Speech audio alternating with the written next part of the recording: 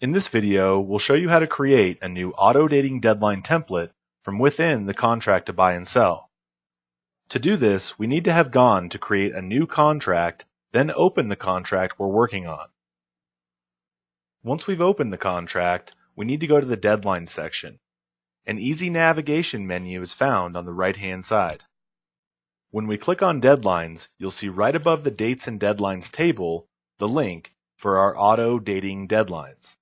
When we click this link, we're taken to our existing auto-dating deadline templates. To create a new auto-dating deadline template from within this contract, we need to click on Create New Template. We'll then name our template. For this example, we'll use a 45-day closing as our template name. We can then click on Save and Display to save our template name. Now we can begin building our template for our 45-day closing scenario. You'll see that there are 4 selections that can be made for each contract deadline. The first option is Contract Date. When Contract Date is selected, you're asking the software to calculate the amount of days that we choose from the drop-down after the contract date. The second option is Closing Date. When Closing Date is selected, the software will calculate the amount of days that we choose from the drop-down before the closing date. So this date will be calculated as 2 days after the date on my contract, and this date will be calculated as 5 days before the closing date.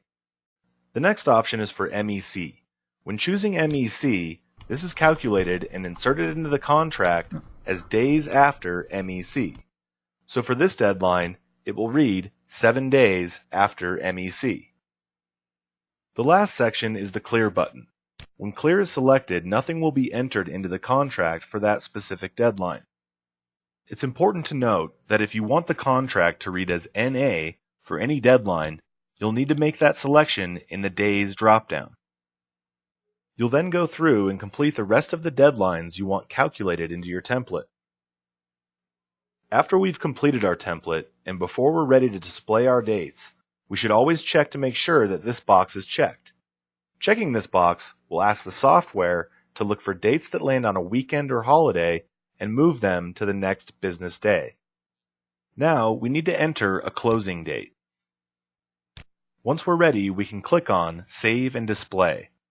This will show us what day of the week that these deadlines are landing on. As you can see, deadlines that fell on a weekend are indicated with a flashing yellow flag.